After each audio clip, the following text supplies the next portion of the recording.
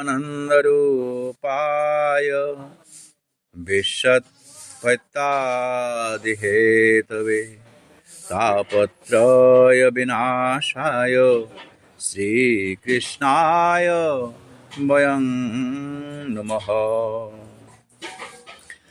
সৎ চিত এবং আনন্দের স্বরূপ ভগবান শ্রীহরিকে কোটি কোটি নমন পূর্বক সমবেত ভক্তমণ্ডলী সবাইকে প্রণাম জানিয়ে গৌরাঙ্গ মহাপ্রভুর অশেষ কৃপায় এই চতুর্মাস্যা ব্রতের অন্তিম দামোদর মাস, কার্তিক মাস এবং এই নিয়ম মাস নিয়ম সেবায় আজ গোপাষ্টমী তিথিতে ভক্তজনের সমাবেশে অত্র অঞ্চলে আমরা সমবেত হলাম। এ যেন ভক্তির গঙ্গা, এ যেন ত্রিবেণী সঙ্গম। একদিকে মাস, যে উত্তম মাস, এই দামোদর মাস, কার্তিক মাস এবং নিয়ম মাস, তদুপরি আজ হচ্ছে এমন এক সৌভাগ্যের মিলন তিথি যেটা গোপ অষ্টমী তিথি। কার্তিকের শুক্লপক্ষের অষ্টমী তিথি গোপাষ্টমী নামে খ্যাত। তো এই দিন কেন আমাদের কাছে এই বিশেষ একটা তিথি হিসাবে আসছে? কারণ এই দিনে শ্রীমতী রাধারানীর চরণ তিনি দর্শন করার সুযোগ দেন। আমরা পরে তা আলোচনা করব। গতিকে সেই যে একটা সুযোগের দিন এবং অত্র অঞ্চলের যে ভক্তির গঙ্গায় স্রোতধারা হিসেবে প্রবাহিত, সেখানে প্রত্যেক ভক্তজন নিজ নিজ মন প্রাণ গুরুদেবের মাধ্যমে তারা গোবিন্দচরণে নিজেকে সমর্পণ করেছেন।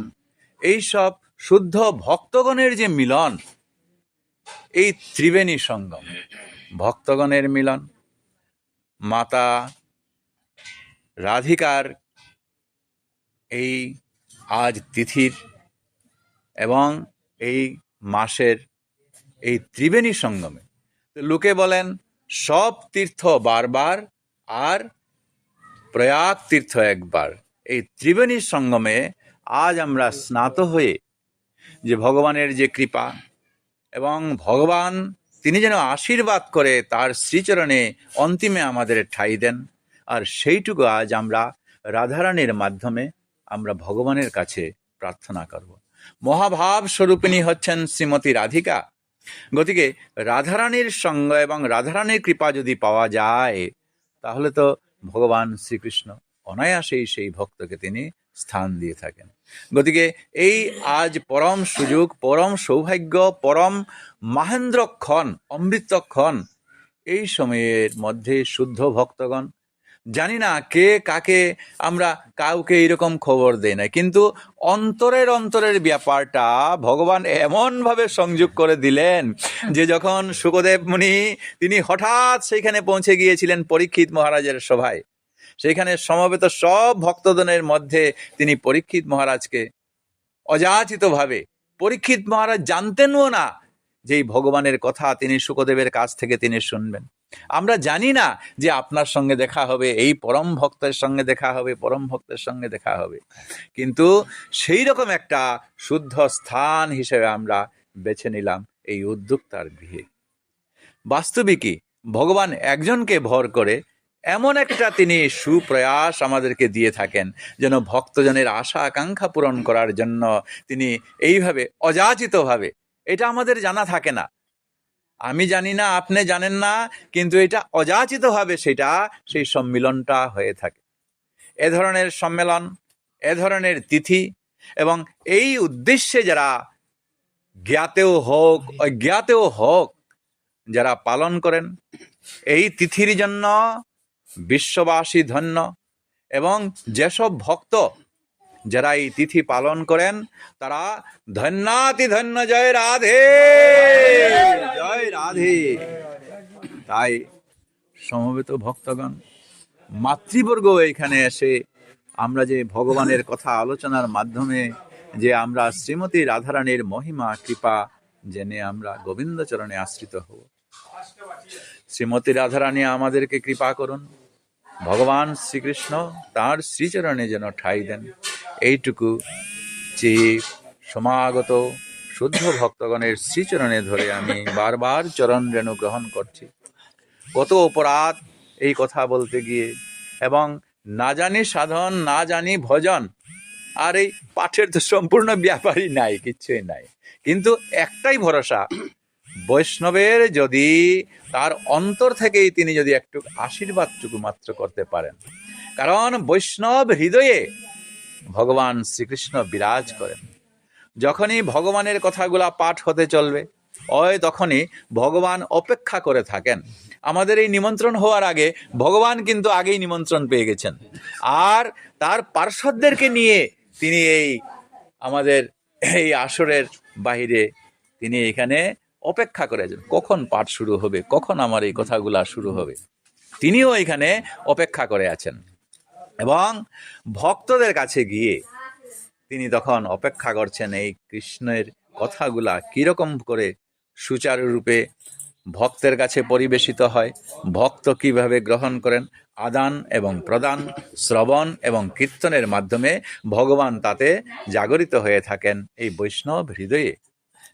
যখন সুতমুনি, এই শুকদেব মুনি যেখানে পরীক্ষিত মহারাজের সভায় তিনি এই ভাগবত কথা বিশ্লেষণ করেছিলেন, সুতমুনি সেখানে উপস্থিত ছিলেন। সুতমুনি হচ্ছেন শ্রুতিধর। শ্রুতিধর মানে যারা একবার শুনে এইটা তাদের একদম জীবনভর তার মনে রাখে। তো উনি যখন ওই নৈমিষারণ্যে চলে গেলেন, তখন নৈমিষারণ্যের ৮৮,০০০ ঋষিবর্গ তারা তখন যজ্ঞ করছিলেন। যজ্ঞ করার উদ্দেশ্যটা কি, যে জগতের কল্যাণের জন্য, যেন প্রত্যেক মানুষের যেন কল্যাণ হয়, ভগবত পদে তারা আশ্রিত হতে পারে, এই জন্য তারা যজ্ঞ করছিলেন। যেই মাত্র সুতমুনি সেখানে উপস্থিত হলেন, সঙ্গে সঙ্গে সেই যজ্ঞ একদিকে রেখে তারা তখন সুতমুনিকে ঘিরে ধরলেন, যে আপনি সেই শুকদেব মুনির সভায়, পরীক্ষিত মহারাজের সভায় আপনি উপস্থিত ছিলেন, এবং সেটা পুঙ্খানুপুঙ্খভাবে আপনি শ্রবণ করেছেন। আপনি সেই ভাগবতের সার কথাগুলা আমাদেরকে শ্রবণ করান। আজ সেই সৌভাগ্য সুতমুনির হয়ে গেছে, এবং তিনিও অত্যন্ত আনন্দ সহকারে সেই সভায় বসে তিনি প্রত্যেককে প্রথমেই তিনি সম্বোধন করছেন, হে ব্রাহ্মণগণ। যেই ব্রাহ্মণ বললেন, সমবেত এই শত সহস্র এই মুনি ঋষিগণ তারা আশ্চর্য হয়ে গেল। আরে ব্রাহ্মণ যারা, তারা তো এখানে সন্ন্যাসী হয়েছেন, কেউ কেউ আছেন বৈশ্য, শূদ্র, ক্ষত্রিয়, আমরা তো ব্রাহ্মণ না। তো তিনি যে বললেন ব্রাহ্মণ বলে আমাদের সবাইকে এরকম করে কেন বললেন? যেই গুঞ্জন সবার মধ্যে শুরু হয়ে গেল, তখন সুতমুনি বলছেন, দেখুন দেখুন, এই ভগবানের কথা যেখানে পরিবেশিত হয়, এবং ভক্ত শ্রোতা যেখানে মনোযোগ সহকারে নিজের মন প্রাণ উজাড় করে তখন শ্রদ্ধা সহকারে এই ভগবানের কথা তিনি তখন জানতে থাকেন। ভগবান মানে ব্রহ্ম, ব্রহ্ম জানাতি ইতি ব্রাহ্মণ। ব্রহ্ম মানে ভগবানকে জানার জন্য তিনি আগ্রহ সহকারে তখন কথাগুলা শুনছেন। গতিকে শুনছেন যখন, যে মুহূর্তে তিনি শুনছেন, ওই সময়ে তো তিনি আর ক্ষত্রিয়, বৈশ্য, শূদ্রের, ব্রাহ্মণের কি বাছবিচার থাকলো? কেউ থাকলো না। তাই তিনি সম্বোধন করে বললেন, সবাই আপনারা ব্রাহ্মণ। আজ সুতমুনির অনুগা হয়ে আপনারা এই সময়ের মধ্যে, আপনারা যত সময় পর্যন্ত এই ভাগবতী কথাগুলা শুনবেন, তত সময় পর্যন্ত আপনারা উচ্চ এক বর্ণাশ্রমে চলে গেছেন, আপনারা সবাই ব্রাহ্মণ। সুতমুনি যেভাবে তিনি প্রণাম জানিয়েছিলেন সব ভক্তবৃন্দ, বৈষ্ণববৃন্দের চরণে, আমিও তার অনুগা হয়ে ভক্তি জানাচ্ছি, আপনারা সবাই ব্রাহ্মণদেরকে প্রণাম নিবেদন করছি। আজ সেই আনন্দে সেই প্রত্যেক ব্রাহ্মণের মুখ দর্শন করে করে তিনি আনন্দে বলছেন, জানেন কারা এই ভাগবত কথা, কৃষ্ণ কথা শুনবার সুযোগ পায়? সবাই আগ্রহী হয়ে বললেন, কিরকম করে পায়? তিনি বললেন, শুশ্রূষ শ্রদ্ধানস্য বাসুদেব কথা রুচি সেন মহৎ সেবয়া বিপ্রা পুণ্যতীর্থ নিষেবনা। শুশ্রূষ শ্রদ্ধানস্য, শ্রদ্ধার সঙ্গে যদি এই আমার জীবন কাল পর্যন্ত, আমার আয়ুষ্কাল পর্যন্ত, এখন আমার যা বয়স হয়েছে এ পর্যন্ত যদি প্রকৃত একজন বৈষ্ণবের, একজন গুরুজনের যদি উদার মনচিত্তে যদি একবার সেবা করে থাকি, সেই সেবার পরাদে আমরা তখন এই কৃষ্ণ কথা শুনবার সুযোগ পাই। কারণ এই বৈষ্ণব হচ্ছেন চলন্তি মহাতীর্থ। তীর্থ হচ্ছে নির্দিষ্ট একটা স্থানে সেটা আছে, কিন্তু বৈষ্ণবকে বলা হয় ভাগবত, বৈষ্ণবকে বলা হয় ভগবান, বৈষ্ণবকে বলা হয় প্রভু। কেউ কেউ সম্বোধন করেন, কারণ প্রভুর সব গুণাগুলি, প্রভু সম্পর্কে তিনি চিন্তা করেন এবং চিন্তা করতে করতে তিনি এই প্রভুর সম্পর্কে তিনি একেবারে প্রভুময় হয়ে যান। এই কারণে কোনো ভক্ত আরেকজন ভক্তকে প্রভু সম্বোধন করেন, ভগবান সম্বোধন করেন। হ্যাঁ, আগেকার চিঠি লেখা যখন ছিল তখন এইরকম করে গুরুজনদেরকে এইরকম করে ভগবান বলে এরকম উল্লেখ করে থাকতো। তো এইরকম করে যারা শ্রদ্ধায়, যারা এই গুরুজন, যারা এই পরম ভক্ত চলমান তীর্থকে যারা সেবা করতে পেরেছেন, ওই তারাই এই ভাগবত কথা শোনার অধিকারী তারা হয়ে থাকে এবং সেই সুযোগ তারা পেয়ে থাকে। তাহলে এই যে ভাগবত কথা শোনার আমাদের একান্ত প্রয়োজনটা কেন? কারণটা হচ্ছে এই 84 লক্ষ জনী জীব ভ্রমণ করতে করতে শ্রেষ্ঠ জন্ম মানব জন্ম আমরা লাভ করেছি, এবং এই মানব জন্মটাই হচ্ছে এই 84 লক্ষ জনের মধ্যে শ্রেষ্ঠ জনী। এবং প্রত্যেক জীবের কর্তব্য কি? গোবিন্দ চরণে আশ্রিত হওয়া। আমরা যখন ছোটকালে পড়েছি জগদীশচন্দ্র বসুর একটা প্রবন্ধ ভাগীরথীর উৎস সন্ধানে, তিনি জিজ্ঞাসা করছেন, নদী তোমার উৎস কোথায়? বলছেন ওই জলকে, যে সাগর থেকে উৎপন্ন। তোমার পরিণতি কোথায়? ওই জল থেকে জলীয় বাষ্প হলো, যত্রতত্র হয়ে মেঘের সৃষ্টি হলো, আবার পড়বে নদী দিয়ে সেটা গিয়ে আবার জল, চক্রাকারে এইগুলা চক্রবৎ পরিবর্তন। আমাদের এই জীবনটাও এইভাবেই চলছে। ভগবান তার শ্রীচরণ থেকে জীব কৃষ্ণের নিত্য দাস, গতিকে তারা এইভাবে আবর্ত আকারে চলতে চলতে চলতে চলতে সৌভাগ্যবশত এই মানব জন্ম তারা লাভ করে থাকেন। সব জন্মেই সব কিছু পাওয়া যায়, সুখ আদি এইগুলা, কিন্তু একটা জিনিস পাওয়া যায় না, সেটা হলো এই ভগবত ভজন সাধনের যে চেষ্টা। এটা একমাত্র মানব জন্মেই সম্ভব। এবং এই মানব জন্মই তাহলে এই সমস্ত 84 লক্ষ জনের শেষ জন্ম। এই জন্ম থেকেই গোবিন্দ চরণে আশ্রিত হতে পারা। আর যদি না হয় তাহলে আবার এটাকে প্রথমও বলছে আবার 84 লক্ষ জনের ঘূর্ণিপাতে আমাদেরকে ঘুরতে হবে। তাহলে পুনরপি জনমং পুনরপি মরণং, এই যে কত কষ্ট সমস্যা বিভিন্ন জীবের সহ্য করে করে এইভাবেই আমাদেরকে জীবন অতিবাহিত করতে হবে। তাই এই মানব জীবনকে যে জনে কৃষ্ণ ভজে সে বড় চতুর। সব কাজ আমাদের জাগতিকে করতে হবে, কিন্তু সেই সঙ্গে আমাদের একটাই উদ্দেশ্য থাকতে হবে কি, যে আমরা যেন গোবিন্দ ভজনটা আমাদের ছেড়ে না দেই। আগেকার দিনের দূর দূরান্ত থেকে মাতাগণ তারা জল ব্যবহারের তারা নিয়ে আসতেন, কলসিতে তারা মাথার উপরে রেখে, কেউ কেউ এক কলসির উপরে আরেক কলসি রেখে হাত পর্যন্ত ছেড়ে দিতেন। বিভিন্ন কথাবার্তাগুলা চলতো, কিন্তু মূল উদ্দেশ্য ছিল কি, ওইটা যেন পড়ে না যায়। আমাদের এই মানব জন্ম পাওয়ার পর আমাদের সেই একটাই উদ্দেশ্য থাকতে হবে কি, যে আমাদের গোবিন্দ ভজন, গোবিন্দ শরণ, এইটার দিকেই আমাদের লক্ষ্যটা থাকতে হবে। এবং ভগবান শ্রীকৃষ্ণ তো গীতার মধ্যে একদম সহজ করে দিয়েছেন, আরে অর্জুন, এই তার জন্য তোমার চিন্তা করছো কেন? জাগতিকে আছো, তোমার এই সেই জাগতিক কাজগুলো আছে, এইগুলো সব একটু পাল্টিয়ে দাও না। ইয়ৎ করসি ইয়দস্নাসি ইয়জ্জুসি দদাসি যৎ, যা কিছু আহার করবে এই ভগবানের উদ্দেশ্যে নিবেদন করে একটু ভোগ করো।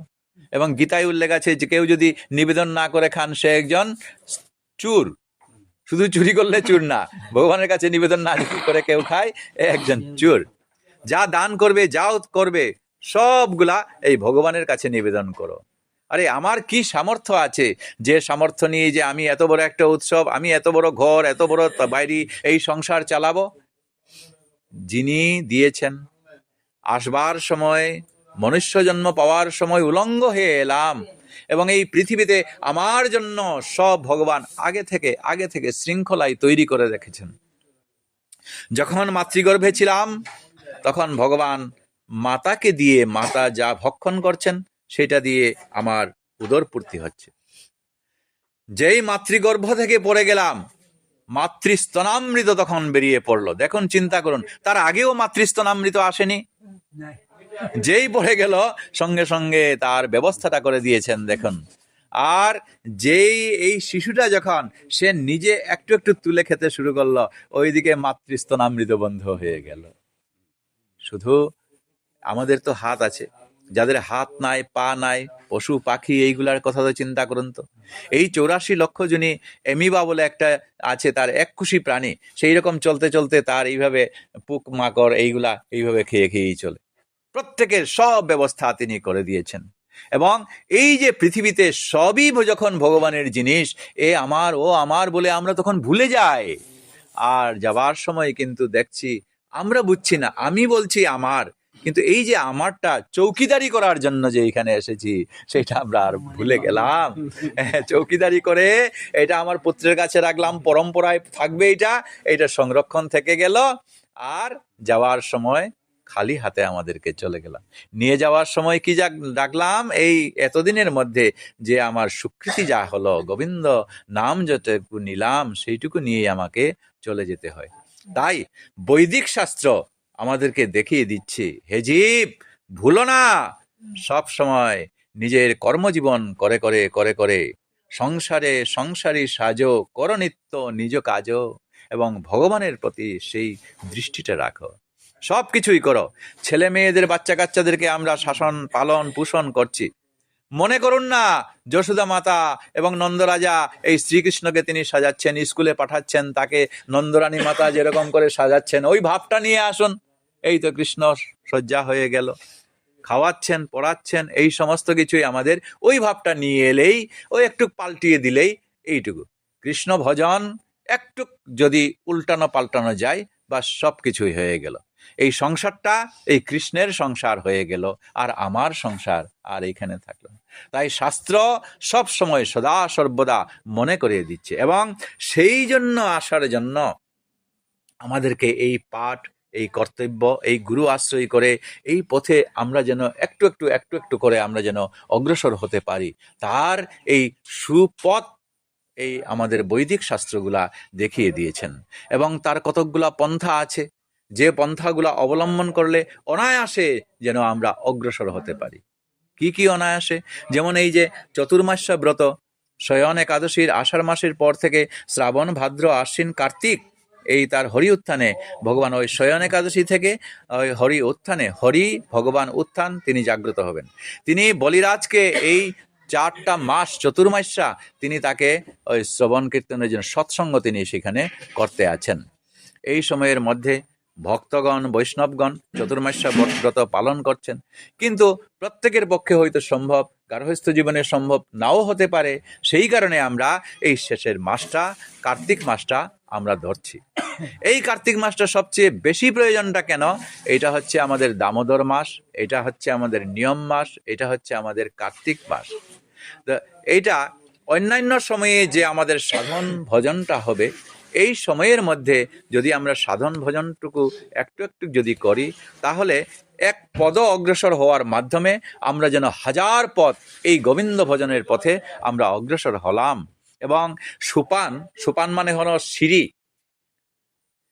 সিঁড়িতে যখন আমরা উঠতে থাকি, তখন এই সিঁড়িতে পা দেওয়া মাত্র আমাদের দৃষ্টিটা পরের উপরের সিঁড়িটাতে দৃষ্টি পড়ে, আর যেই উপরের দৃষ্টিটাতে পড়বে ওইটাতে পা দেওয়া মাত্র উপরের সিঁড়িতে। যেই ভজন সাধনের একটা কিছুতে আমরা ভর করে যখন আমরা আসব, তখনই ওই আস্তে আস্তে এই ভক্তের উন্নত হতে থাকবে, তার এই ভজন সাধনের ব্যাপারে তার উন্নত হতে থাকবে। এবং ভগবান যেই কোনো এক ভক্ত, তার জন্য যখন তিনি এক পদ অগ্রসর হন, তখন তার নিত্যধাম থেকে ভগবান এই ভক্তকে নেওয়ার জন্য আইসো জীব মর সাথে, কৃষ্ণ পাবে হাতে হাতে বলে তিনি তাকে ধরে ওই 1000 পদ অগ্রসর হয়ে, আমরা এক পদ অগ্রসর হই, ভগবান 1000 পদ অগ্রসর হয়ে তাকে তার নিত্যধামে তিনি নিয়ে যান। আর এই সুপন্থাটা হচ্ছে এই যে সমস্ত মাসগুলার মধ্যে যা আমরা ভজন সাধন করি, তার মধ্যে এই মাসের মধ্যে একটু সতর্ক হয়ে যদি আমরা ভক্ত সঙ্গে সৎসঙ্গে যদি আমরা করতে থাকি, তাহলে এই শত সহস্র গুণ ফল আমরা পেতে পারি। এই কার্তিক মাসের মধ্যে নিয়ম করে আমরা ভগবানের যেন সেবা দিতে পারি। এই কারণে এই মাসের আমরা সেবা যেটা দিচ্ছি ওইটাকে বলা হচ্ছে নিয়ম সেবা। তো নিয়ম সেবার একান্ত আমাদের প্রয়োজনটা তাহলে কি, কেন দাঁড়ালো নিয়ম সেবাটা? হ্যাঁ, যখন ভগবান তার কথাগুলো আমরা শ্রবণ করি, তখন ভগবান এইখানে তার প্রিয় ভক্ত উদ্ধবকে তিনি বলে গেছেন যে দেখো ভক্ত উদ্ধব, আমি এই পৃথিবীতে দ্বাপর যুগে জন্মগ্রহণ করেছি। এই পৃথিবী একদিন আমাকে ছেড়ে চলে যেতে হবে এবং আমার সেই সময় এসেছে। উদ্ধব হাউমাউ করে কাঁদতে লাগলেন, হে প্রিয় কৃষ্ণ, তুমি আমাকে ছেড়ে চলে যাবে, এবং তুমি যদি যাও তাহলে আমি এখানে আর থেকে কি দরকার, আমার এখানে আর থাকবো না। তুমি যে ধামে চলে যাবে সেইখানে দয়া করে আমাকে নিয়ে যাও না। শোনো, এই দ্বাপর যুগে যারা জন্মগ্রহণ করলো তারা তো আমাকে দর্শন করতে পারলো, কিন্তু আমি যারা ভবিষ্যতে আসবে এই আগত কলিযুগেও, তারা তো আর আমাকে পাবে না। কিন্তু তাদের পাওয়ার একটা উপায় আমি করে দিচ্ছি। সে কি? সে হচ্ছে আমার এই ভাগবতের মধ্যে আমি স্থান করে থাকলাম এবং আমি আমার নাম এর মধ্যে স্থান করে থাকলাম। এ উদ্ধব, যখন ভাগবত মানে ভগবানের কথা, ভগবানের কথাগুলা, কারণ ভগবান কেন এই পৃথিবী ছেড়ে যাচ্ছেন, কারণ এটা হচ্ছে মরজগৎ। যে কেউ এখানে আসলে পরে তার এটা একদিন না একদিন তার আয়ুষ্কাল ফুরালে পরে চলে যেতে হয়। তাই এটা মরজগতের মধ্যে ভগবান নিজেও এটা দেখিয়ে দিচ্ছেন যে আমাকে একদিন মৃত্যু বরণ করতে হবে, তিনি চলে যাবেন। এবং তিনি বললেন যে আমাকে পাবে আমার ভক্তগণ ওই আমার ভাগবতে, যেই ভাগবতের সন্নিধানে সৎসঙ্গে আলোচনা হবে কৃষ্ণ কথা, ওই তখনই তারা আমাকে ভাগবতের মধ্যে পাবে। ভাগবতটা তাহলে কি? ভাগবত হচ্ছে বাংময় মূর্তি ভগবানের। ভগবানের মূর্তি হচ্ছে তিনটা। এক হচ্ছে মৃন্ময় মূর্তি, যা মাটি দিয়ে তৈরি, এবং মাটিতে উৎপন্ন বৃক্ষ আদি সেইগুলা কেটে বিগ্রহ তৈরি করা হয়, অথবা তাতে উৎপন্ন বাঁশ, তা থেকে পেপার তৈরি করা হয়, তা দিয়ে পট তৈরি করা হয়। এগুলা হচ্ছে মৃন্ময় মূর্তি। এই মৃন্ময় মূর্তি দর্শনের সঙ্গে সঙ্গে আমাদের ভাবটা জেগে ওঠে যে ভগবান শ্রীকৃষ্ণের এই তখন এই মৃন্ময় মূর্তি। চিন্ময় মূর্তি আর একটা রূপ ভগবানের দ্বিতীয়। চেতনা দিয়ে ভগবানকে জানা। ভগবান সর্বত্র, তিনি প্রত্যেক জীবের কাছে তিনি বিরাজ করছেন, সর্বত্র তিনি আছেন। প্রহ্লাদ মহারাজকে, ছোট্ট প্রহ্লাদকে তার পিতা হিরণ্যকশিপু বললেন, তুমি ভগবান সর্বত্র আছে আছে বলছো, আর কি এই সামনে স্তম্ভ যেটা, খম্বা যেটা আছে ওইটাতেও আছে? বলছে হ্যাঁ আছে। তিনি তার গদাঘাত করলেন, আর তা থেকে তিনি বেরিয়ে পড়লেন নৃসিংহ মূর্তি রূপ ধারণ করে। এবং আরেকটা হচ্ছে বাংময় মূর্তি। বাক মানে হচ্ছে কথা, কথা দিয়ে ভগবানের নিরূপণটা করা। এই যে আমরা কথা বলছি, কীর্তন করছি ভগবানের, এতে ভগবত ভক্তগণ শ্রুতির মাধ্যমে ভগবানের এই করেছেন সেই করেছেন শুনতে শুনতে শুনতে শুনতে তাদের কল্পনায় মনের মধ্যে ভগবান জাগৃত হয়ে থাকেন তাদের হৃদয়ের মধ্যে। তাই এই সহজ পন্থা তিনি দেখিয়ে দিচ্ছেন এই বাংময় মূর্তির মধ্যে। আমরা যে মৃন্ময় মূর্তি, চিন্ময় মূর্তির মধ্যে যে সমস্ত পূজার আয়োজন করে থাকি, আমরা শুদ্ধভাবে যদি এই ভাগবত কথাগুলা, কৃষ্ণ কথাগুলা যদি শ্রবণ করি, তাহলে ওই যে আমাদের ধূপধুনা দিয়ে যে পূজাটা করা হয়, এটা শ্রবণের মাধ্যমে এরকম একটা পূজা আমাদের চলছে। এটাকে বলা হচ্ছে ব্রহ্মযজ্ঞ। এটার মাধ্যমে আমরা ভগবানকে আমরা পূজা দিচ্ছি, শ্রদ্ধার সঙ্গে আমরা শ্রবণ করছি, আমরা ভগবানের পূজা দিচ্ছি। এবং এইটার সহজ পথটা ভগবান করে দিলেন কেন?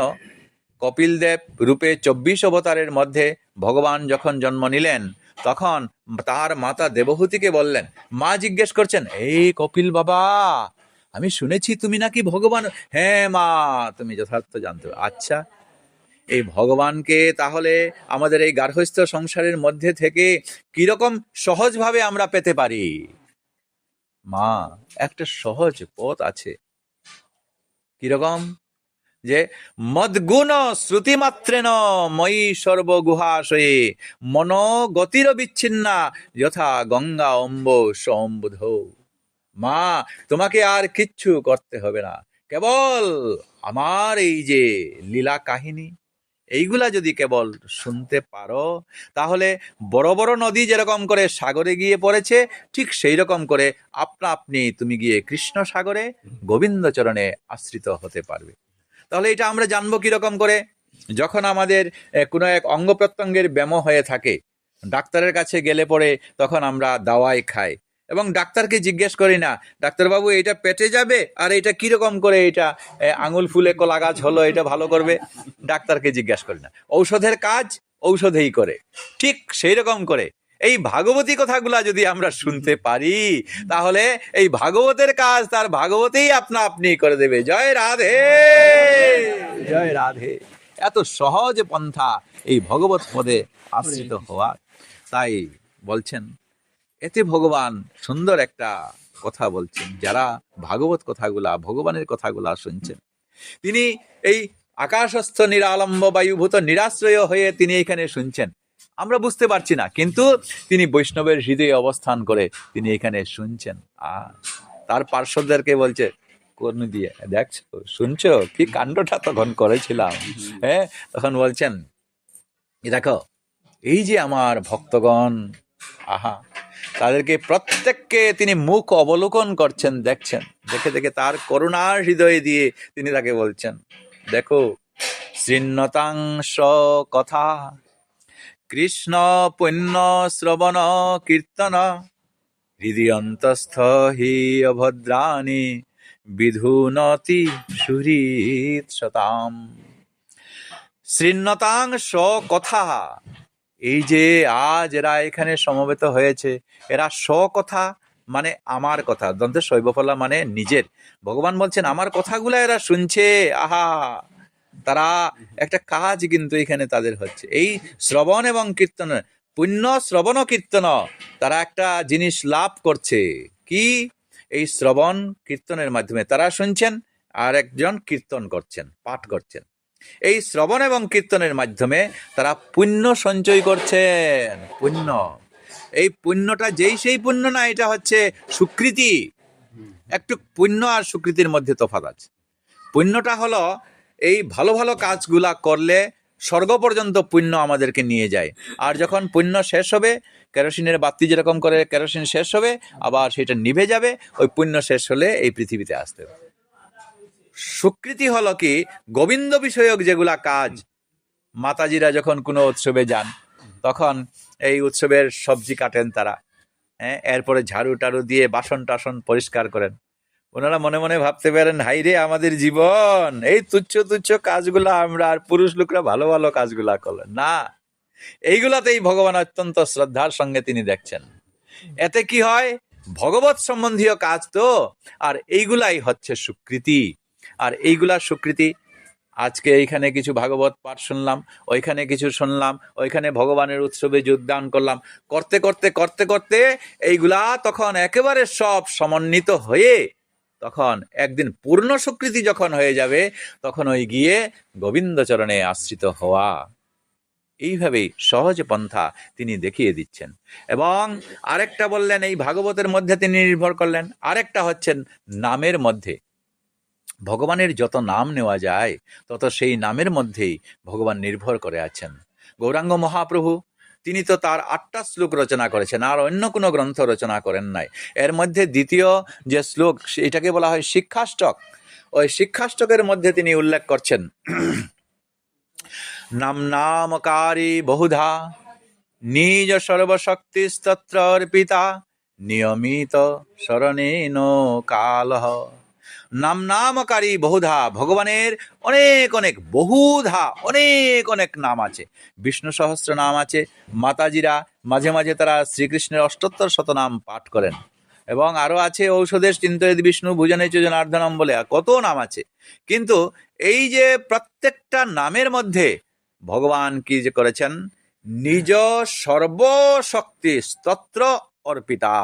প্রত্যেকটা নামের আলাদা আলাদা নামের মধ্যে তিনি যত সব ভগবানের শক্তি আছে সব তিনি এখানে ঢুকিয়ে দিয়েছেন। ভক্ত যে কোনো একটা নাম তার রুচি অনুসারে, কেউ যদি বলেন জয় রাধে, কেউ যদি বলেন হরে কৃষ্ণ, কেউ যদি বলেন গোবিন্দ, কেউ যদি বলেন দামোদর, তাতে কিছু আসে যায় না। কেবল একটা নাম যদি তিনি নিতে পারেন, তাহলেই তার হয়ে গেল। এবং নিয়মিত স্মরণে ন কাল, এই ভগবানের নাম স্মরণ করতে কোনো কাল, সকাল নিতে হবে না বিকালে না সন্ধ্যায়, না আর কোনো কাল নাই, যে কোনো সময় যখন আপনি পারেন। কিন্তু নিয়মিত শব্দ একটা ঢুকিয়ে দিয়েছেন কৌশলে। জানেন এই ভাগবতের মধ্যে কিছু কিছু কৌশল আছে। ওই যে আগে বললাম না, যে জনে কৃষ্ণ ভজে সে বড় চতুর, কিছু কিছু চতুরালি থাকতে হবে। আর চতুর না হলে আর এই ভগবত ভজন সাধনটাও হবে না। তিনি এইখানে একটু উল্লেখ করে দিচ্ছেন নিয়মিত। এটা আজকে একটু দিনটা ভালো, একটু ভগবানের নামটা করে নিলাম, ব্যাস আরো 1 মাস গেল, আবার পরদিন দেখালাম একাদশীর একটা নাম এলো, ভালো একটা দিন, ওই দিন একটু করে নিলাম, নাম নিলাম, ব্যাস হয়ে গেল। এরকম করলে হবে না, নিয়মিত এটা থাকতে হবে। কেউ যদি একেবারে না পারেন, সকালে বা সন্ধ্যায় যদি স্নান করার পরে যদি ঠাকুর ঘরে গিয়ে যদি একবার দুহাত তুলে যদি হরিনাম একবার করতে পারেন 3 বার, ওই তাতেও হয়ে যায়। কারণ ভগবান নিয়ম করে যখন করছে তখন তার প্রতি তার দৃষ্টিটা সবসময় স্মরণটা রাখেন। যেমন রবিবার বন্ধ থাকে, প্রত্যেকেই জানেন যে অফিস আদালতে তারা যাবেন না, স্কুলে যাবেন না, সবারই জানা আছে।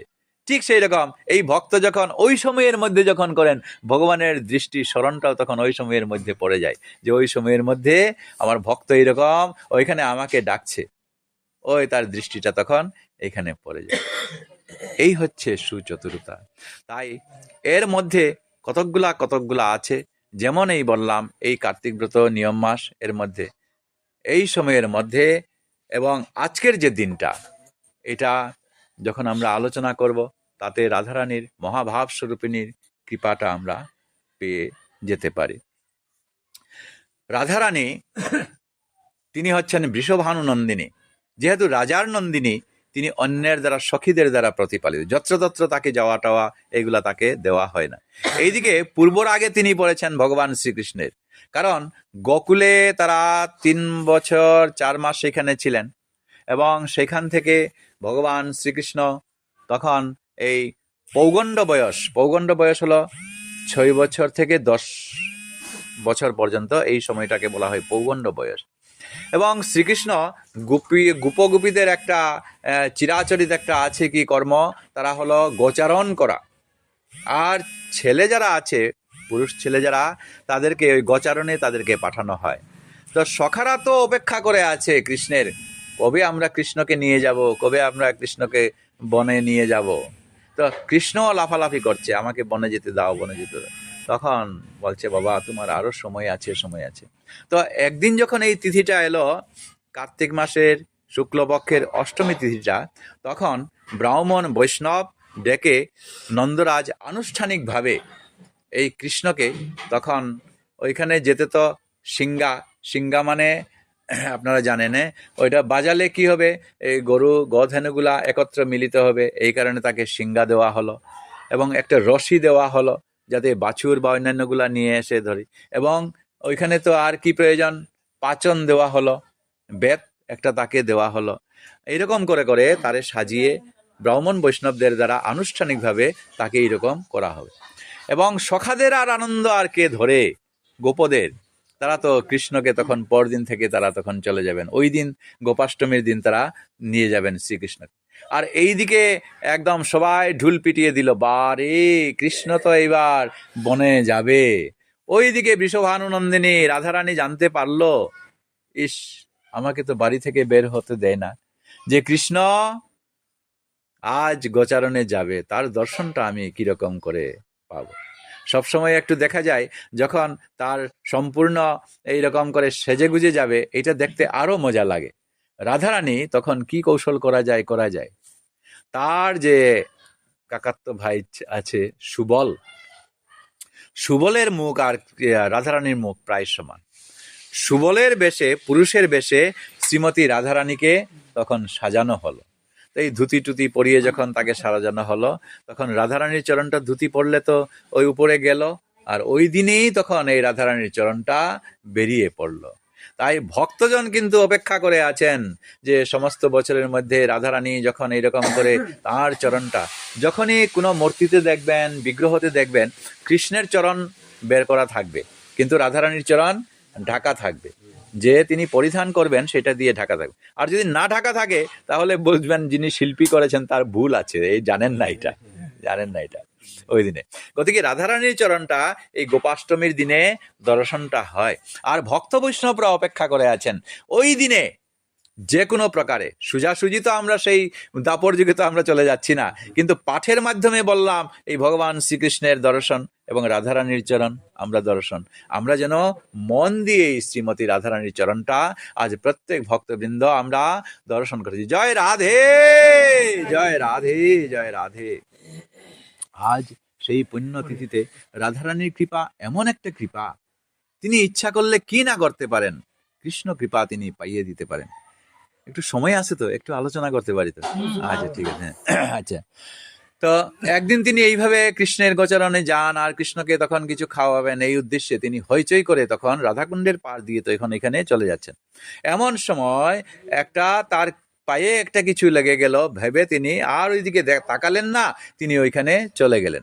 আর কৃষ্ণকে ভোজন টুজন আদি করানোর পর তার প্রিয় সখী ললিতাকে তিনি বললেন, সখী ললিতা, দেখো আমি হুড়াহুড়ি আসবার সময় ওই রাধাকুণ্ডের পারে একজন সখী অচেতন হয়ে ওইখানে পড়ে আছে, আমার চরণ তার কাছে লেগেছিল, সে অচেতন হয়ে আছে, যাও তাকে একবার জাগিয়ে নিয়ে আসো। তো ললিতা যখন আসলেন এইখানে, এসে দেখছেন যে এত সখী নই গো, এত শিবা মানে শিয়াল একটা পড়ে আছে। তো গেল জানালো, ও হো, আমি তো তাকে সখী উচ্চারণ করলাম, শ্রীমতী রাধারানী বলছেন যাও তাকে জাগিয়ে নিয়ে আসো। আচ্ছা বলে তিনি ললিতা আসলেন, আর এই মৃত প্রায় এই শিগালটাকে তিনি উঠালেন, উঠো গো, উঠো, শ্রীমতী রাধারানী তোমাকে ডাকছেন। শ্রীমতী রাধারানী আমাকে ডাকছেন? আমি পশু জন্মে এত আমার কৃপা, চলো তোমাকে যেতে হবে। নিয়ে গেল, যাওয়ার পর প্রণাম করে বললো, ওগো সখী, শিবা সখী, এ আমার কত জীবনের সৌভাগ্য, যে আমার কাছে আসে তাকে তো আমি একটা কিছু দেই, তুমি আমার কাছে কিছু একটা যাচনা করো। বললো, কি আর চাইবো, আমার জীবনই ধন্য হয়ে গেল, আর কি আমি চাইবো, আমি তো একটা পশু। না, তবু একটা তুমি চাও, যে আমার কাছে আসে তাকে অবশ্যই আমাকে কিছু একটা দিতে হবে। আচ্ছা ঠিক আছে, তাহলে যে স্থানে আমি পড়ে থাকলাম ওই স্থানে যে কোনো একজন জীবের যদি ওইখানে তার মৃতদেহটা যদি ওইখানে গিয়ে পড়ে, তাহলে সে যেন রাধারানীর কৃপা পায়। যদি রাধারানীর কৃপা পায় তাহলে সে কৃষ্ণ কৃপা, রাধারানী কৃপার মাধ্যমে গিয়ে গোবিন্দ চরণ তারা দর্শন করতে পাবে। ওই তিনি সেদিন চেয়েছিলেন। এই কারণে যে স্থানে ওই শিয়ালটা পড়েছিল ওই জায়গাটা এখনো সেখানে শিবাখুর নামে একটা শ্মশান নামে ওইখানে আছে। তাই এই বৈষ্ণববৃন্দ যারা চতুর, তারা জীবনের শেষ দিনটা তারা বৃন্দাবনে বা তারা রাধাকুণ্ডে অবস্থান করতে চান। কেন? কারণ তারা অন্তত সেইখানে যদি তারা মারা যান, দেহ রক্ষা করেন, তাহলে ওইখানের বৃন্দাবনের ব্রজবাসীরা তারা নিয়ে গিয়ে ওই শিবাখুরে তার মৃতদেহটা ওইখানে গিয়ে সৎকার করবেন, এবং ওই রাধারানীর যে উল্লিখিত সেই কথা অনুসারে তারা তখন গোবিন্দ কৃপা, গোবিন্দচরণ আশ্রিত হতে পারবেন। তো এই হলো আমাদের এই এত রাধারানীর কৃপাটা। রাধারানীর চরণ দর্শনের মাধ্যমে আমরা এই গোবিন্দ কৃপা, গোবিন্দচরণে আমরা অগ্রসর হতে পারি, গোবিন্দচরণে আমরা স্থান পেতে পারি। আসুন, আমাদের এই মাসের মধ্যে দামোদর অষ্টকম এইটা আমাদের পাঠ শ্রবণ করতে হয়। এমনিতে আপনারা হয়তো ইউটিউবে বা হয়তো কোনো মহাজনের কাছ থেকে আপনারা নিশ্চয়ই শুনেছেন। সবসময় যদি সম্ভব হয় তাহলে ওই মোবাইল দিয়ে আমরা শুনতে পারি, আর না হলেও আজ যখন ভক্ত সমাবেশে জমায়েত হলাম, আপনাদের আশীর্বাদের মাধ্যমে আমি এইটুকু একটু দামোদর অষ্টকম আমি একটু পাঠ করতে চাই আর সামান্য একটু ব্যাখ্যা করতে চাই। দামোদর অষ্টকম রচনা করতে গিয়ে সত্যব্রত মুনি তিনি এটা রচনা করেছেন। সত্যব্রত মুনি আপনাদের জানা আছে, তিনি তখনকার দিনে ছিলেন রাজা। আগেকার দিনের যারা রাজা ছিলেন তারা কিন্তু পরম ভক্ত ছিলেন, এবং তিনি যখন গঙ্গায় গিয়ে ওই সূর্যদেবের উদ্দেশ্যে যখন তিনি স্নান করার পর তিনি অঞ্জলি দিচ্ছিলেন জল, তখন কোনো একদিন দৈবাৎ একটা মাছের পোনা তার হাতে এসে যায়। আর হাতে আসার পর তিনি চোখ মুজে দিচ্ছেন, আর হঠাৎ করে ওই মাছের পোনাটা রাজাকে বলছেন, হে রাজন, আমাকে এইখানে ছেড়ে দেবেন না, যদি আমি এখানে পড়ে যাই তো বড় বড় মাছগুলো আমাকে খেয়ে নেবে। দয়া করে আমাকে রক্ষা করুন। রাজা চোখ মুজে দেখেন যে হাতের মধ্যেই তার একটা মাছের পোনা। তিনি সেটাকে নিয়ে গেলেন এবং একটা বাড়িতে গিয়ে একটা গামলার মধ্যে তিনি রেখে দিলেন। ছোট্ট পোনা তো, ওইটা এখানে রেখে দিলেন।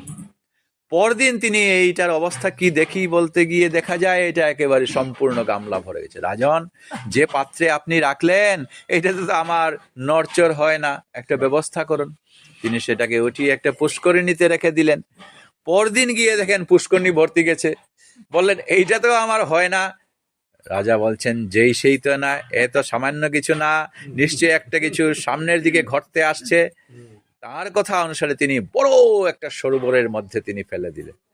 ওইটাতে গিয়েও দেখা যায় সরোবরে আর জায়গা হয় না। লোকজনকে নিয়ে আবার বললেন আমাকে রক্ষা করো, বড় জায়গায়। জলাশয় তো আর হলো না, সমুদ্রের মধ্যে তিনি ফেলে দিলেন।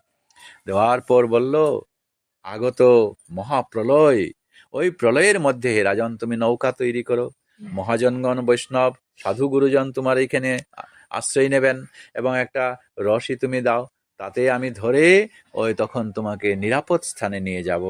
এইভাবেই তিনি করেছিলেন। তিনি পরবর্তীতে এই ভগবানের কথা চিন্তা করতে করতে মুনি হয়ে গেলেন। আমাদের জাগতিকে এসে ওই কুমারী পোকা লক্ষ্য, কুমারী পোকাগুলা তারা কিন্তু নিজেরা বাচ্চা কাচ্চা তৈরি করে না। তারা আরশোলা বা অন্যান্য পোকাগুলা এনে তারা ওই তাদের মতো বানিয়ে নেয়। আরশোলাগুলা যখন টানবে, তখন আরশোলাটা যখন টানবে তখন তার এমন ভাবটা হয়ে যায়, হাই রে আমাকে ধরে ফেললো, এখন তো আমি ওই কুমারী পোকা হয়ে যাব বলে যেখানে আবদ্ধ করে রাখলো সেখানে সে ভাবছে আমি কুমারী পোকা হয়ে যাব। ভাবতে সে আপনি কুমারী পোকা হয়ে যায়। ঠিক সেই রকম করেই ভক্তজন কি করেন, ভগবানের সন্নিধানে, ভক্তের সন্নিধানে আস্তে আস্তে তখন তিনি কি হয়ে যান, এই ভগবানের কথাগুলা শুনতে তিনি তখন এই ভগবানের মতে তন্ময় হয়ে যান। ভক্তের সঙ্গে থাকতে একটা কথা আছে ইংরেজিতে, a man is known to his company. একজন মানুষ আপনার অচেনা, কিন্তু ওই মানুষটাকে যখন প্রথম দেখবেন তখন তাকে আপনি চিনতে পারবেন কার সঙ্গে আসছে। সে মধুরীর সঙ্গে আসছে কিনা তো ভাববেন না, ও মধুরীর সঙ্গে আসছে তো মধুর। সাধুগুরু বৈষ্ণবের সঙ্গে আসছে, গলায় তার মালা আর তিলক, নিশ্চয় একজন সাধু হবে। সঙ্গ দিয়ে চিনা যায়, সঙ্গ দিয়ে। আর এই সঙ্গ যদি নিতে থাকেন, যে সঙ্গ নেবেন ওই সঙ্গটায় আপনি প্রভাব ফেলতে ওই তখন ওইভাবেই ভাব হয়ে যায়। ভগবান বলতেই রত্নাকর দস্যু ছিল, সে রাম নাম পর্যন্ত বলতে পারে নাই, কিন্তু নারদমণি তাকে উল্টা দিক থেকে বলালেন, এত পাপ তার ছিল। বলছেন তুমি মরা বলো, মরা বলতে রাম নাম হয়ে গেল, রাম হয়ে গেল। আর রাম নাম উচ্চারণ করতে তার তখন এই রাম নামের কৃপায় তার সমস্ত দেহটায় এই ভগবত ভজনময় হয়ে গেল। আমাদের জীবনটাও এই কুমারী পোকার যেভাবে আরশোলাটা যেভাবে ভাবছে ওইভাবেই আমাদেরকে এইরকম করে বৈষ্ণব সঙ্গ, সাধু সঙ্গ সর্বশাস্ত্রে কয়, লব মাত্র সাধু সঙ্গ সর্বসিদ্ধি হয়। লব দুইটা অর্থ আছে। একটা লব মানে হলো লোয়া, আর একটা লব হলো বাংলার, কিন্তু এইগুলা খুব অর্থপূর্ণ। একটা লব হলো ক্ষণিক সময়। যদি একটা সাধুগুরু বৈষ্ণবের সঙ্গে যদি একটুক সময় যদি বসা যায়, তাহলে কিন্তু তার কাছ থেকে অনেক গুণ আমরা অগ্রসর হতে পারি। এমনই, তাই তাকে আগে উল্লেখ করলাম মহাতীর্থ। তীর্থ, চলন্ত তীর্থ তাকে বলা হয়। তীর্থ তো আছে কি যে নির্দিষ্ট স্থানে, কিন্তু তিনি যেখানে যান সেখানেই তিনি পবিত্র করে ফেলেন। তার সঙ্গে যদি কয়েকদিন তার সঙ্গে যদি থাকা যায়, ওই নিজেরাই তখন ওই তার প্রভাবটা নিজের কাছে কত উদাহরণ আছে, থাক এইগুলা। এখন সেই সত্যব্রত মুনি তখন তিনি এই রচনা করলেন দামোদর। দাম শব্দের অর্থ হলো রশি, উদর মানে হচ্ছে এই কটি দেশ। এই সময়ের মধ্যে, এই মাসের মধ্যে কোনো এক সময়ে মাতা যশোদা, শ্রীকৃষ্ণ চঞ্চল ছিলেন, আর চঞ্চল অবস্থায় তখন আর সহ্য করতে না পেরে তিনি তার কোমরে রশি বেঁধে তাকে তখন আটকিয়ে রাখছিলেন। কোনো সময় দেখা যায় এই ছেলেটাকে কোথায় আছে কি আছে, মা কাজ করবেন বাড়িতে রান্না বাড়া, আর তার এইটাকে তখন আগেকার দিনে ওই নূপুরের মতো তার পায়ে পরানো হতো, বা মাঝে মাঝে তাকে ডাকা হতো ছেলেটাকে। ঠিক সেই রকম করে মাতা সবসময় নিজ কার্যে ব্যস্ত থাকেন আর ছেলেটাকে পান না। ওই তখন কৃষ্ণের কাছে তখন তিনি রজ্জু বন্ধন করে দিয়েছিলেন। ওই সময়ের মধ্যে যে লীলাটা হয়েছিল, ভগবান তো যেটা কাজ করেন ওইটাই লীলা। লীলা কি? লীলাটা হচ্ছে ভগবান জানুন। একটু যখন বসলাম, আমরা সাধারণ মানুষ যেগুলা কাজ করি ওইটাকে বলা হয় কর্ম। সাধুগুরু বৈষ্ণব যেগুলা কাজ করেন ওইটাকে বলা হয় ক্রিয়া। আর ভগবান মানুষ রূপে জন্মগ্রহণ করে তিনি যে সমস্ত করে গেছেন ওইটাকে বলা হয় লীলা। এখন ভগবান কোনো এক সময় ঢং ছং করে তিনি একবার মাটি খেয়ে ফেললেন। বলরাম বলছেন, এই মাটি খাস না, দাঁড়া, ধরিয়ে দিই তোমার মার কাছে। মাতা যশোদা, দেখো দেখো তোমার এই কৃষ্ণ মাটি খেয়েছে, এই হা করে দেখি। হা করে দেখালেন, আর কৃষ্ণ তখন এখানে বিশ্ব ব্রহ্মাণ্ড মাকে দেখিয়ে দিলেন। এটা একটা ভগবানের লীলা, মাটি খাওয়াও একটা লীলা। এরপর তখন ওই মা তখন তাকে ননি চুরি করে ওই তখন তাকে রশি বেঁধে দিচ্ছেন, ওইটাও তিনি একটা লীলা করছেন। এই যে লীলাটা, এটা হচ্ছে দাম বন্ধন লীলা। এইটা তখন এই সত্যব্রত মুনি বর্ণনা করছেন। এটা আমাদের এই শুনুন, আপনারা আশীর্বাদ করবেন। আমি একটু বলি, নমামেশ্বরম সচ্চিদানন্দরূপম লসৎকুণ্ডলঙ্গো কুলে ভ্রাজমানম যশোদাভিয়লুখ লাব্ধাবমানম পরামৃষ্টময়িতং ততো দৈত্যগোপা। নমামেশ্বরম সচ্চিদানন্দরূপম লসৎকুণ্ডলঙ্গো কোলে ভ্রাজমানম। নমামি ঈশ্বরম, হে ঈশ্বর তোমাকে আমি প্রণাম করছি। সচ্চিৎ এবং আনন্দের স্বরূপ ভগবানের, তার এই সচ্চিৎ আনন্দের তার স্বরূপ যেটা, এটা হলো এই সচ্চিদানন্দ। তিনি যখন মাতা যশোদা এইভাবে তাড়াচ্ছেন, মাতা যশোদা হাতে পাচন আর কৃষ্ণ আগে আগে তিনি দৌড়ে দৌড়ে চলে যাচ্ছেন, তখন তার কুণ্ডল, কানে কুণ্ডল লাগানো আছে, এটা যখন দৌড় দৌড় দিয়ে যাচ্ছেন তখন তার কুণ্ডল যেটা দুলিত হচ্ছে, এটা দেখে সত্যব্রত বললেন, আহা কি রূপ তার অপরূপ। এইটা তো একটা আনন্দ যে তার দৌড় দিয়ে যাচ্ছে। আর মাতা যশোদা যখন তার যষ্টি ধরে কৃষ্ণকে তখন তাড়াচ্ছে, তখন কৃষ্ণ যেন ধরা না দেন, অথচ তিনি শিশু, মায়ের কাছে তো অবশ্যই ধরা দিবেন। আর শেষে মাতা গিয়ে যখন তাকে ধরেছে তখন বলছে, মা আমাকে মেরো না, বাঁচাও বাঁচাও, এরকম করে। তো এই যে আবদার, এটা তখন তিনি বর্ণনা করেন, হাই কৃষ্ণ, তুমি স্বয়ং এই ওই ধামের আর এইখানে লীলা করার জন্য মাতা যশোদাকে বাৎসল্য রসে এইভাবে তুমি মজিয়ে রাখলে। বলছেন, রুদন্তং মুহুর নেত্রয়োগমং মৃজন্তং করম্ভুজয়োগমেন শাতঙ্ক নেত্রম মুহুঃশ্বাসকম্প ত্রিরেখাঙ্ক কণ্ঠ স্থিতগ্রৈব দামোদরং ভক্তিবোধম। নমামেশ্বরম সচ্চিদানন্দরূপম লসৎকুণ্ডলঙ্গ কুলে ভ্রাজমানম। মাতা জননীর হাতে তিনি কৃষ্ণ যষ্টি দেখেছেন, আর যষ্টি যেই দেখেছেন তার যেমন এত ভয় যে একেবারে রুদন করতে করতে সে দৌড়ে দৌড়ে তার চলে যাচ্ছে। আর তার পা দুখানি, এইদিকে মুনি দেখছেন এই পা দুটা যেন পদ্মের মতো, এটা থমক থমক থমক থমক দিয়ে চলে যাচ্ছেন। আর কাঁদছে যখন, তখন তার চোখের জল পড়ছে।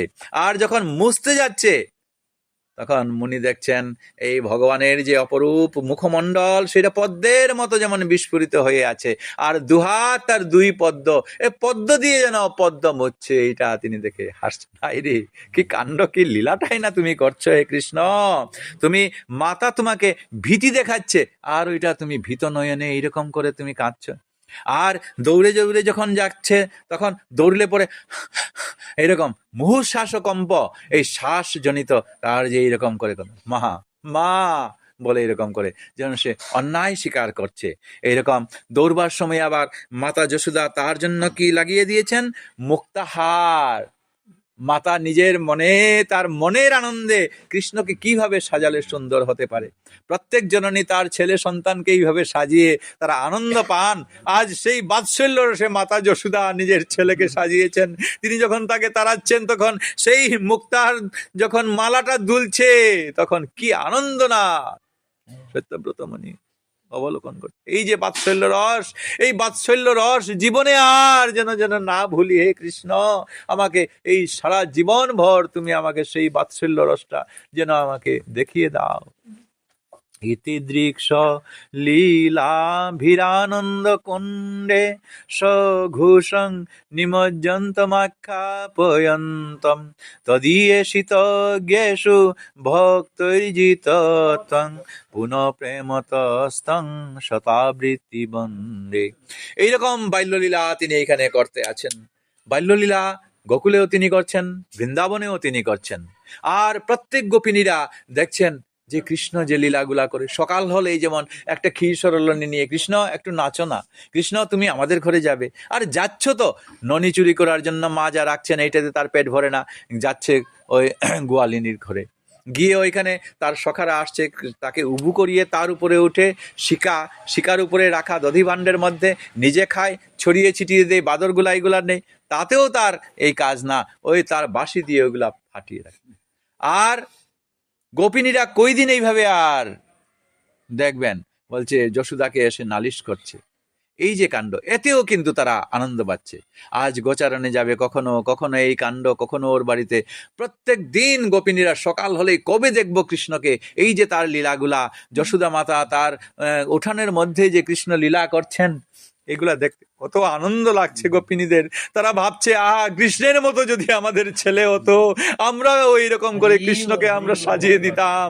আর যে গাভীগণ আছে তারাও ভাবছে কি, আহা, কৃষ্ণ আমার দুধ পান করছে, ও যদি আমার ছেলে বাছুর যদি হতো, আমার এই দুধ পানটা দিয়ে আমায় আনন্দ।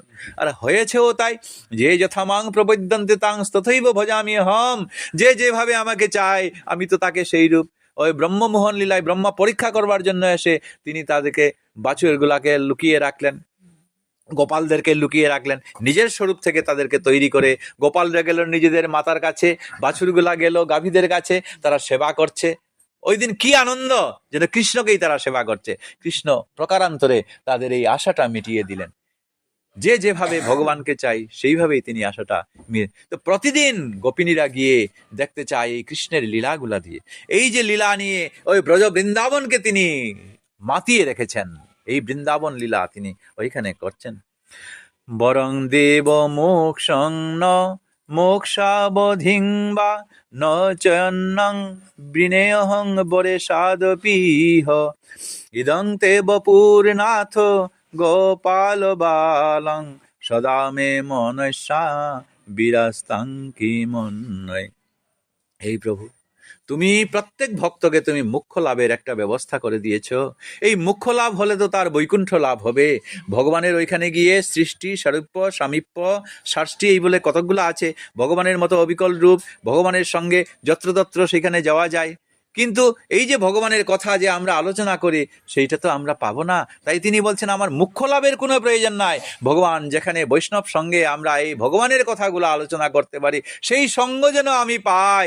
আমার ওই মুখ্য লাভ আমার প্রয়োজন নাই, ভগবানের কথাগুলো যেন আমি শুনে শুনে আমার বাকি জীবনটা যেন আমি কাটাই, এইটাই আমি যেন চাই। প্রভু বলছেন, ইদং তে মুখম ভুজম ব্যক্ত নীলৈর বৃতং কুন্তলয় স্নিগ্ধ রক্তৈশ্চ গুপা মুহুশ্চম্বিতং বিম্ব রক্তাধরং মে মনস্যা বিরাস্তামলং লক্ষলাভয়।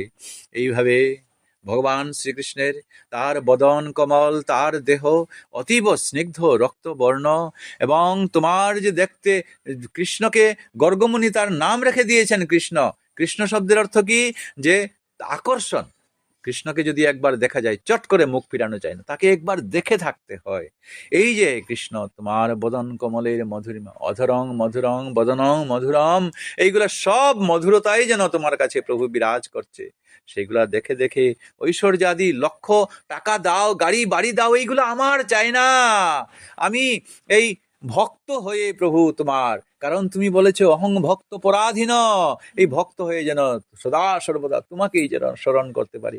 এই বৃথা এইগুলা দিয়ে আমার কি করব, আমি সব কিছু যাক, আমার কেবল কৃষ্ণ ভজন কৃষ্ণ স্মরণ, এইটাতেই যেন আমি থেকে থেকে আমার অন্তিমে আমার তোমাকে স্মরণ করেই যেন আমি আমার প্রাণ ত্যাগ করতে পারি।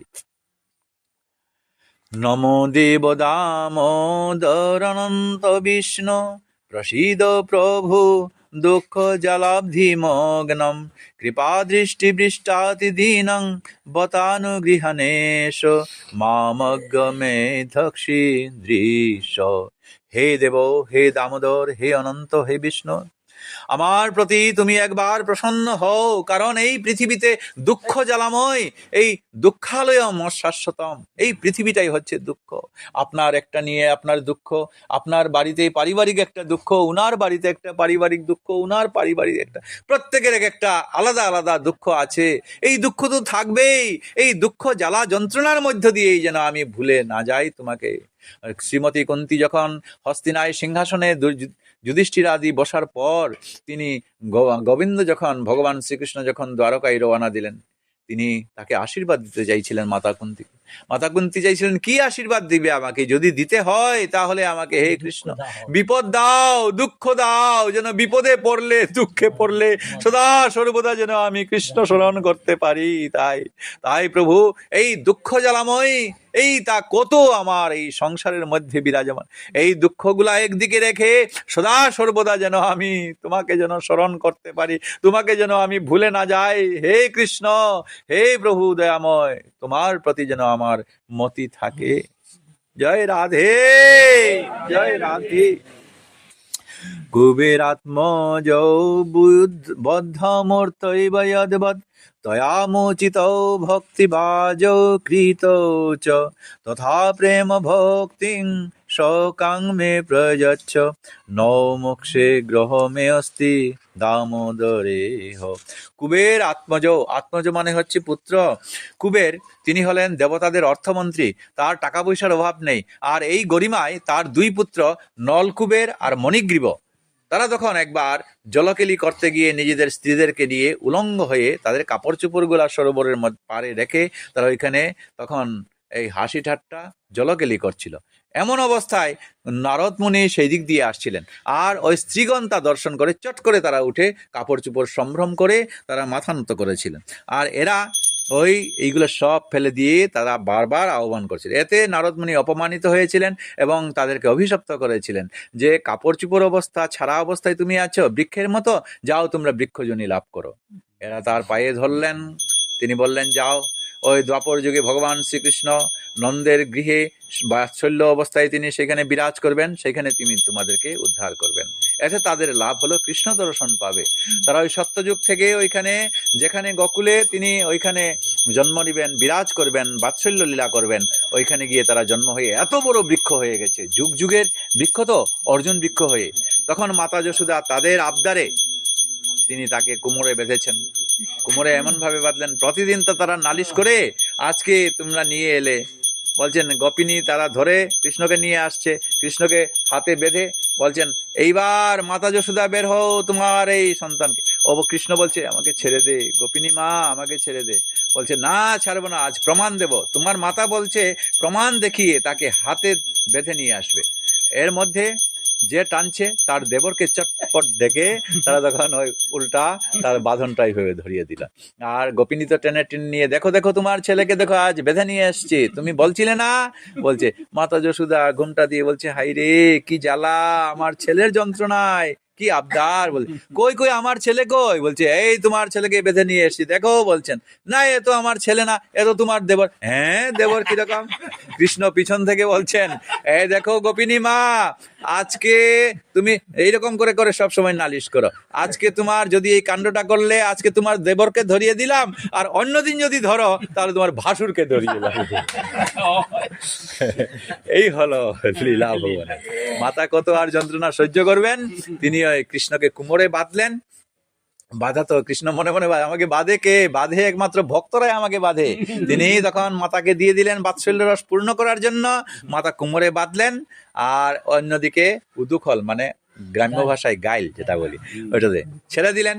সখারা এইভাবে কৃষ্ণকে ছাড়া তো যেতে পারে না। কৃষ্ণ বললেন আচ্ছা ঠিক আছে, মা যখন করলেন কি করবেন।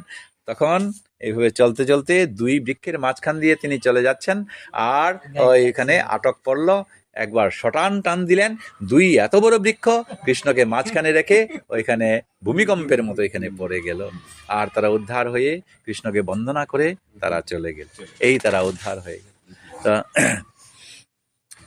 এরপরে শেষ শ্লোক, নমস্তে অস্তু দামনে স্ফুরদীপ্তি ধামনে তদীয়দরায়াথ বিশ্বৈষ ধামনে নমো রাধিকায় তদীয় প্রিয়ায় নময় অনন্ত লীলায় দেবায় তুভ্যম নমামীশ্বরম সচ্চিদানন্দরূপম লসৎকুণ্ডলঙ্গ কুলে ভ্রাজমানম यशोदाभियो लुख लाब्धा विमानम পরামৃষ্টময়তং তত দ্রৈত গোপা। আজ বলছেন হে কৃষ্ণ, তোমার তেজময় উদর বন্ধন এবং সেই যে কোমর, বিশ্বের আধার স্বরূপ তোমার সেই উদর, তোমার প্রিয়তমা শ্রীমতী রাধিকা, তাকে নিয়ে ব্রজলীলা করেছ এবং আমাদের যুগল ভজন, হ্যাঁ যুগল ভজনে শ্রীমতী রাধিকা আমাদের চাই।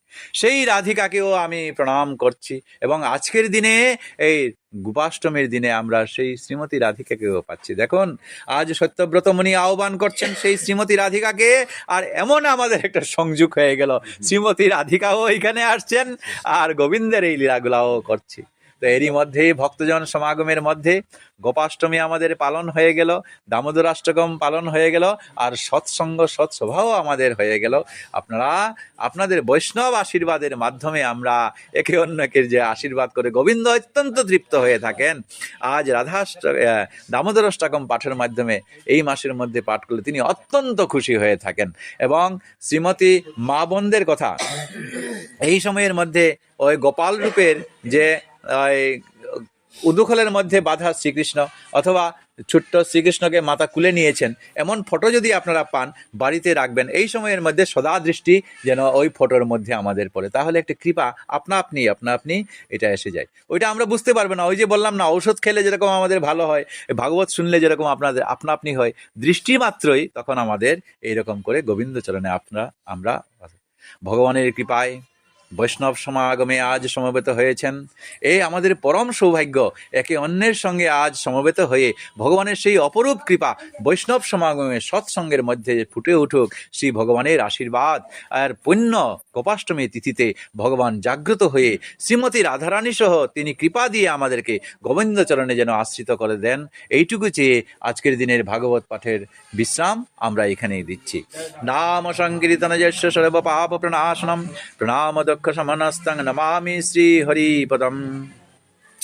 গুরবে গৌরচন্দ্রায় রাধিকায় তদালয়ে কৃষ্ণায় কৃষ্ণভক্তায় তদ্ভক্তায় নমো নমঃ। বঞ্ছাকল্পতরুভ্যশ্চ কৃপা সিন্ধুভ্য এব চ পতিতানাং পাবনেভ্যো বৈষ্ণবেভ্যো নমো নমঃ। জয় শ্রীমদ্ ভাগवत महापुराण की जय, समस्त वैष्णव वृंद की जय, आपन आपन गुरुदेव की जय। हरे कृष्ण कृष्ण कृष्ण हरे हरे, हरे राम राम राम हरे हरे। हरे कृष्ण कृष्ण कृष्ण हरे हरे, हरे राम राम राम हरे हरे।